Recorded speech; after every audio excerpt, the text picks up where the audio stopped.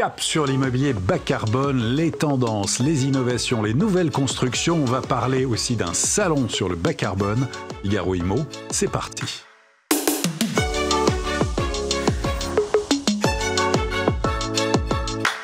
Deux invités dans cette émission de rentrée, Figaro Immo de rentrée, pour aborder l'immobilier bas carbone, qu'on est très heureux de recevoir ici sur le plateau, puisqu'il se déroule un salon, le salon SIPCA, salon d'immobilier bas carbone.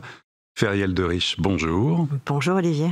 Alors, présidente directrice du SIPCA, salon d'immobilier bas carbone, c'est la 4e édition. On va voir avec vous, ça se tient du 3 au 5 septembre dans le cadre prestigieux du Grand Palais. Et c'est une nouveauté cette année.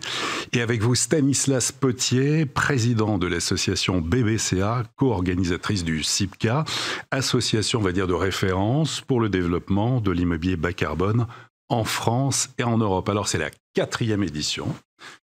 Le groupe Figaro est partenaire. En plus, alors, vraiment, on est très heureux. Et puis, c'est le sens de l'histoire. On va en parler, bien sûr, l'immobilier bas carbone. Mais peut-être en introduction, j'ai envie de vous demander à tous les deux, dans un contexte économique on va dire difficile, y a-t-il toujours une dynamique autour de l'immobilier bas carbone? Stanislas. Oui. Je dirais oui aux deux, c'est-à-dire bien sûr au constat que tout le monde a en tête que les temps sont difficiles, ils sont difficiles depuis un petit moment maintenant pour tous les acteurs du secteur, mais la dynamique de décarbonation ne se dément pas. On le voit, BBCA le voit avec ses membres, on a de nouveaux membres qui nous rejoignent d'ailleurs, on a des membres qui ont envie de faire des choses qui suscitent de nouveaux référentiels bas carbone pour s'attaquer à de nouveaux styles de bâtiments. La dynamique européenne qu'on a lancée il y a 2 ans marche très bien. Là aussi, on a de nouveaux sponsors, partenaires et membres qui rejoignent BBCA et sa jambe européenne LCBI. Donc, il y a incontestablement la conscience que décarboner et construire bas carbone, ça veut dire avoir des actifs de qualité. Et que quand les temps sont durs, on s'en sort mieux quand on a des actifs de qualité. Et une qualité qui s'améliore dans le temps. Parce qu'il y a une préférence collective de plus en plus affirmée pour ça. Et ça ne change pas. Ça ne change pas parce que les gens ont conscience du changement climatique. Ça ne change pas parce que, pour en reparler, l'environnement réglementaire est contraint et parce qu'il y a une dynamique qui est une dynamique régionale, mondiale, qui est là. Sur le carbone, ça ne changera pas. Donc oui, et la dynamique des labels, on en parlera aussi, qui permettent de démontrer la qualité d'un actif, sont aussi un signe qu'il y a toujours, heureusement, une dynamique positive pour le bas carbone dans l'immobilier. Bon, et c'est un secteur qui est en pleine mutation. On parle aussi de révolution. C'est ce qu'on évoquait la première fois quand on s'est vu pour l'émission. Un secteur aussi qui est en totale révolution. Totale métamorphose, totale révolution. On doit repenser l'immobilier. Voilà, on n'a pas le choix. On se doit de faire un immobilier exemplaire, vertueux. Oui, c'est ce qu'on s'est dit d'ailleurs par ailleurs dès qu'on a lancé le SIPCA pour mettre en avant ces acteurs engagés. Et sur la dynamique qui est là, moi je tiens à dire qu'à l'échelle du salon, donc plus sur un effet une dimension, en tout cas, d'acteurs. On a de plus en plus d'acteurs engagés et sur la chaîne de valeur et les différents métiers, moi je vois, et notamment à l'occasion d'un sommet des investisseurs ou d'un sommet qui réunit les utilisateurs, les occupants, ainsi que les financeurs et les investisseurs, je vois que tout le monde continue vraiment à s'engager, à vouloir aller encore plus loin, et de toute façon on n'a pas le choix. Voilà, donc je ne sens pas en tout cas de machine arrière, plutôt même une dynamique constante et un engagement. Oui, et Stanislas, oui, pour... Un tout petit point en complément de ce que vient de dire Feriel, parce qu'elle a mentionné quelque chose de très important, l'innovation. et que c'est un secteur en pleine mutation. Et le bas carbone, la décarbonation, c'est un stimulus d'innovation. Quand on discute avec les architectes, moi ça m'a beaucoup frappé. Il y a quelques années, ils nous disaient « Oh là là, c'est compliqué, on doit encore intégrer cette contrainte en plus ».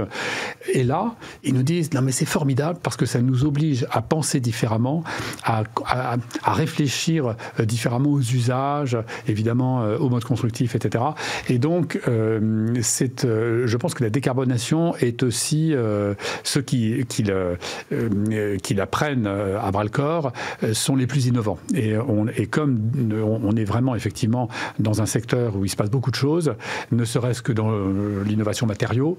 Oui, les matériaux, mais aussi les usages, penser en amont. Et c'est vrai que beaucoup d'architectes, le rapport notamment de l'homme et de la femme, bien sûr, à l'immeuble, que ce soit pour travailler ou pour dormir ou pour toute autre chose, effectivement, on le pense, c'est très évolutif. C'est ça qui est d'ailleurs passionnant, de même que la ville et l'organisation territoriale. Alors, à propos justement d'évolution, Stanislas, racontez-nous, si on revient un petit peu en arrière, donc il y a une décennie, 10 ans, BBCA, la naissance, le coup d'envoi, comment ça a évolué cette association bâtiment bas carbone? En 10 ans, on va fêter nos 10 ans cet automne. On a vraiment, d'abord, avec nos membres et nos partenaires, produit une comptabilité du carbone sur l'ensemble du cycle de vie du bâtiment. Ça, c'était vraiment notre mantra. Ouais. Hein. On est monomaniaque carbone, mais on fait tout le carbone, depuis les matériaux utilisés dans la construction, le mode constructif, en passant par la rénovation, l'exploitation, jusqu'à la démolition. Donc, on a construit des comptabilités carbone pour les bâtiments neufs, pour la rénovation, comment est-ce qu'on rénove bas carbone, pour l'exploitation, parce que ce n'est pas uniquement une efficacité énergétique qu'on doit avoir dans le viseur, pour les quartiers, parce que l'immeuble, il s'insère dans un territoire. Quand on dit quartier, en fait, hein, ça peut être territoire, espace, c'est plus de 2 hectares, en fait. Mais c'est assez malléable, mais ça permet de penser la vie du bâtiment reliée aux autres et la façon dont les personnes vont utiliser le bâtiment. Donc c'est aussi extrêmement intéressant.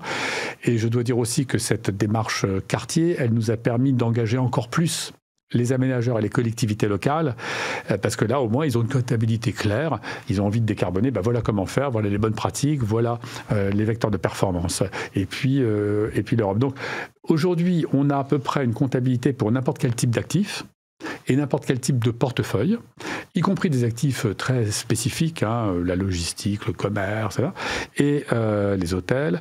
Et je dirais qu'on a à peu près couvert ce qu'il fallait couvrir. Alors, tout ça... Oui, donc les logements collectifs, à la fois les bureaux, le commerce... Sur les bâtiments concernés, effectivement, le logement collectif, les bureaux, le tertiaire de façon générale, mais des bâtiments plus spécifiques comme le commerce, les hôtels, la logistique, etc.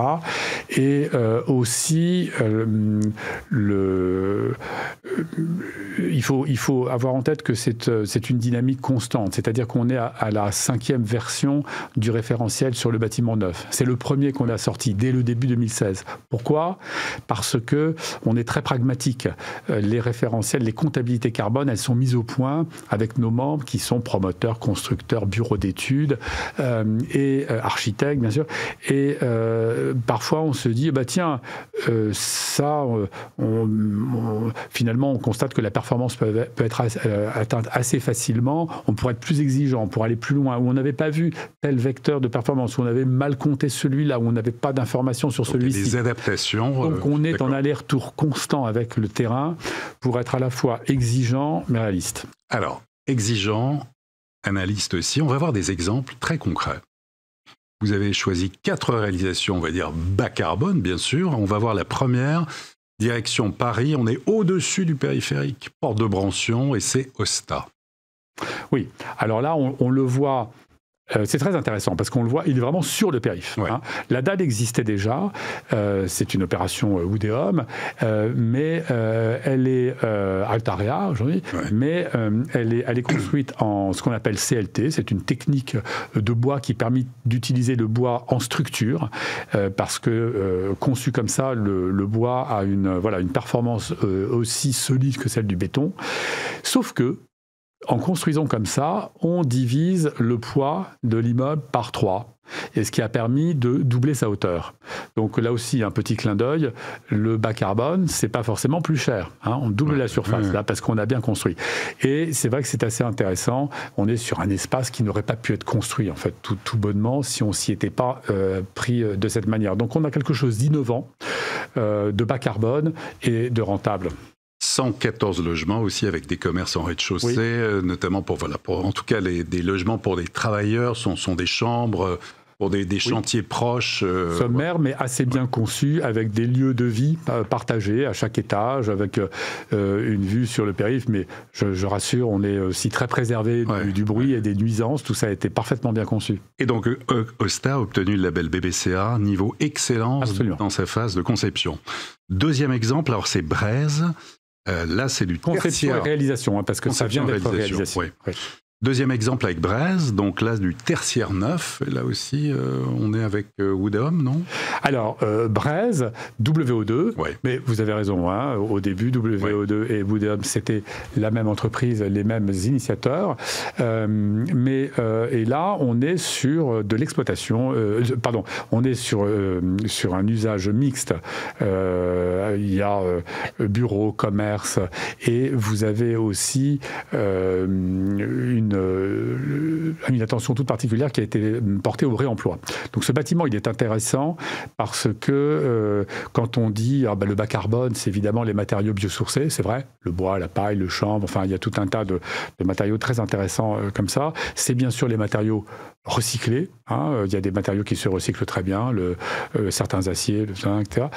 Et le réemploi. Dès qu'on peut réemployer un matériau sorti d'un chantier pour le remettre sur un autre, ça c'est formidable parce que vous préservez en fait beaucoup d'empreintes carbone. Ce bâtiment-là, il est exemplaire du point de vue du réemploi.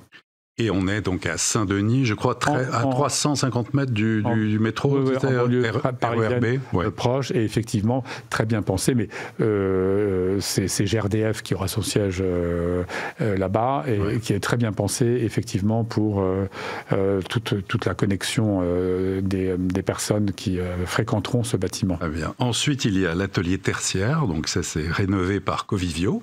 On va voir quelques images. Ah oui, autre exemple, là c'est assez en plein travaux. Il est fini maintenant, il faut y aller. L'innovation, il est magnifique. Et voilà, on voit, là, en fait, c'est un pâté de maison. Enfin, un pâté de maison. Disons que on va d'une rue à l'autre, et ce sont deux immeubles assez différents, mais très intéressants d'un point de vue architectural. Des bâtiments des années 1920-1930 qui ont été littéralement transformés. C'était un ancien centre téléphonique, centre d'appel. Alors, des bâtiments techniques, etc. Certains d'ailleurs, il y a toujours une partie, je crois, téléphonique conservée. Et là, ce qui est très intéressant, outre le côté patrimonial, qu'on va mettre en avant avec Ferial, on en reparlera, mais au CIPCA de cette année, comment rénover bas carbone le patrimoine. Là, les bâtiments sont très intéressants. Et en plus, il y a, je trouve, une justesse dans la réflexion sur l'usage du bâtiment. On a une très belle intensité d'usage. Pourquoi ?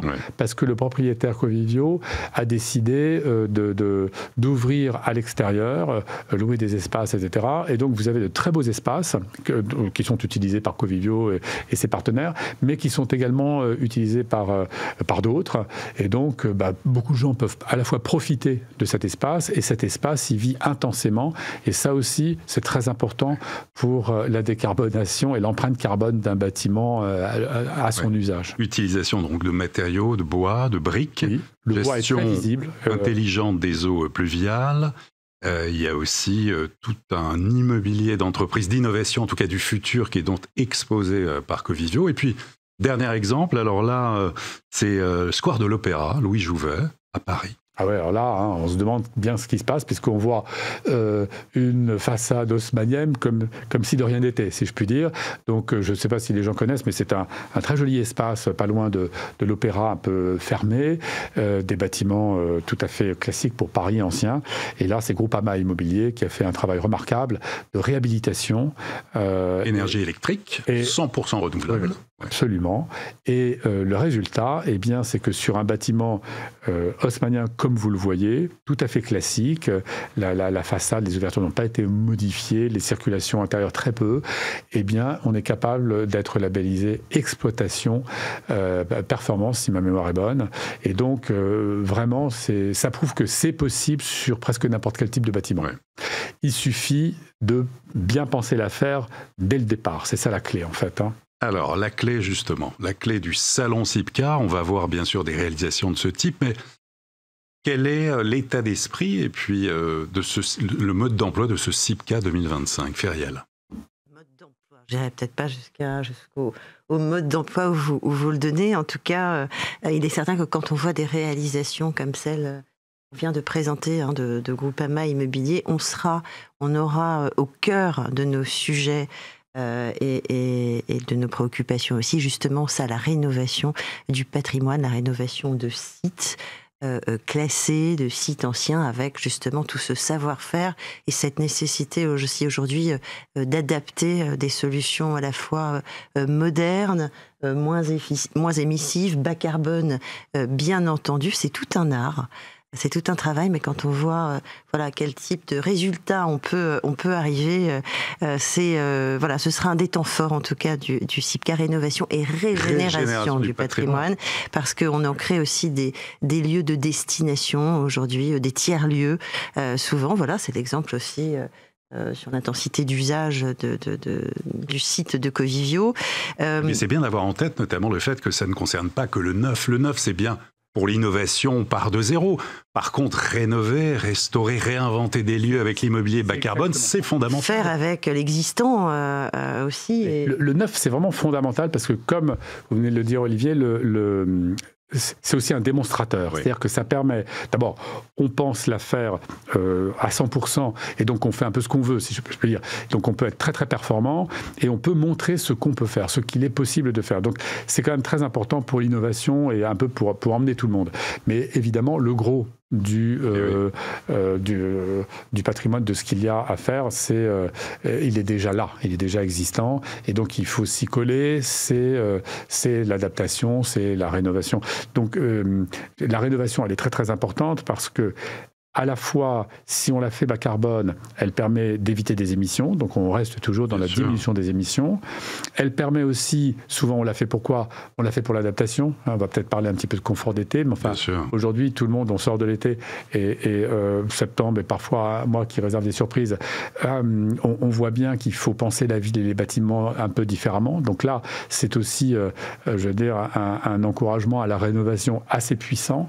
Et puis, de toute façon, voilà, si on veut changer le parc, ça passe par là. Donc, oui, quand on sait que, pardon Stanislas, effectivement, en moyenne 70% d'une ville est constituée de logements, 80% des logements de 2050 existent déjà, mais la plupart aussi sont en mauvais état, donc il va falloir massifier, rénover, justement, il y a un travail très important. Sans parler aussi de, c'est devenu un gros sujet, la conversion bureau-logement. Oui. Et là aussi, on va ouvrir un travail sur une nouvelle version du référentiel BBC à rénovation à l'automne, pour mieux prendre en compte ces objectifs aussi de changement d'usage, ou de multiplicité d'usage, ou aussi de modularité d'usage, parce que on voit qu'aujourd'hui, les sociétés évoluent très vite, les demandes de la société également, et donc c'est assez intéressant de pouvoir avoir des espaces très fluides, en fait, dans les usages possibles. Et évolutifs. Plus c'est évolutif, plus c'est facilement transformable, et moins on aura à émettre de carbone si on veut en changer l'usage. Donc, bref, tous ces sujets-là sont fondamentaux pour la rénovation. Ferial, on continue sur le salon. Donc, on va évoquer évidemment ces sujets, mais il y en a d'autres. Il y en a plein d'autres. Nous avons ouvert le salon aussi à des modes constructifs exemplaires, comme le hors-site. Oui. Voilà, il y aura aussi des événements, des annonces aussi très fortes, des acteurs engagés. On parlait notamment d'acteurs qui proposent aussi des solutions, le jumeau numérique, voilà, autour de ces modes constructifs, voilà, pour optimiser optimiser aujourd'hui les chantiers, mais aussi un sujet de nuisances atténuées, en tout cas diminuées, de santé. Le hors-site, la rénovation, régénération du patrimoine, je vous l'ai dit, la logistique aussi, les acteurs de la logistique qui arrivent à grands pas sur le salon et qui se positionnent vraiment comme des acteurs urbains, des acteurs économiques aussi, et nous aurons notamment des tables rondes aux côtés d'élus. Qui pendant longtemps, ont regardé ces acteurs de la logistique en se disant c'est pas forcément ce que je voudrais, mais voilà, aujourd'hui ils sont importants, ils jouent un rôle important aussi dans les usages, le quotidien qu'on a, et vous verrez, vous découvrirez au CIPCA des acteurs qui depuis longtemps sont intramuros en fait, exploitent aussi des sites et des bâtiments, alors haussmanniens souvent, et des choses assez uniques, mais ce sont des investisseurs. Aussi important. La Guyane, je vous le dis aussi parce que nous avons le territoire coup de cœur de ce CIPCA, c'est la Guyane. Nous sommes ravis parce que depuis que nous avons communiqué sur cette présence forte donc de la collectivité territoriale de Guyane, mais aussi des aménageurs, puisque le PFA Guyane sera avec nous, les élus. Des annonces seront faites sur le CIPCA. On parlait de logement, on parlait de la nécessité de faire du logement. Il y a de grands programmes et des avancées concrètes qui seront faites. Donc nous avons fortement contribué aussi à répondre à des problématiques territoriales. En Guyane, le sujet du logement est important, mais pas que. La logistique, je vous le disais, la rénovation, régénération du patrimoine. Nous sommes d'ailleurs partenaires. Figaro sur ce sujet, la logistique, et bien entendu le plus important, la biodiversité et l'adaptation climatique. On le disait tout à l'heure avec ce réchauffement, ces canicules qu'on a connues. Aujourd'hui, on a un vrai sujet de s'adapter climatiquement et d'adapter aussi nos bâtiments à ce réchauffement. Alors ça se passe à plusieurs échelles. Vous pourrez le découvrir à l'occasion d'un pavillon dédié donc à la biodiversité, à l'adaptation climatique, autour de solutions sur l'enveloppe du bâtiment, l'échelle de quartier, également des choses qui marchent, qui fonctionnent très bien, mais aussi des experts, des écologues qui seront là. Et voilà, donc ce sujet est d'autant plus important qu'on le retrouvera aussi à plusieurs échelles et autour de plusieurs formats, comme au sommet des territoires ou pendant les cycles des élus du Grand Paris et d'Île-de-France. Voilà, avec des vrais exemples. Donc des conférences à la fois qui s'adressent, bien sûr, aux élus, aux politiques, aux professionnels, mais je crois qu'il y a aussi pour le grand public, et notamment pour les plus jeunes, une demi-journée d'ouverture le vendredi. Le vendredi, tout à fait. Et toujours sur le sujet du climat et à l'initiative de la Guyane, le mouvement des jeunes ambassadeurs du climat que nous accueillerons cet après-midi, donc du 5 septembre, c'est le vendredi 5 septembre après-midi. On a à peu près une quarantaine d'écoles partenaires, mais aussi d'organismes de formation. On aura aussi des formats où on viendra pitcher les métiers de l'immobilier. Tous ces nouveaux métiers qui émergent autour d'un immobilier qui est nouveau finalement, qu'on doit repenser. Qui dit repenser, dit émergence aussi de nouveaux métiers. Et ces jeunes ambassadeurs du climat, seront à peu près 150. Et on vous expliquera, on vous présentera ces ambassadeurs. Je trouve leur rôle particulièrement utile, intéressant.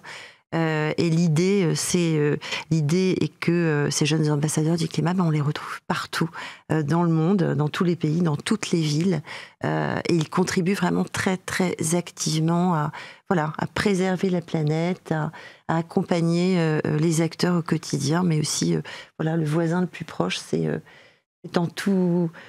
Vous découvrirez plein de nouvelles choses, en tout cas, ce 5 après-midi. Oui. Avec aussi des enjeux, je pense, autour de comment on produit des logements qui soient à la fois écologiquement responsables, socialement inclusifs et économiquement abordables.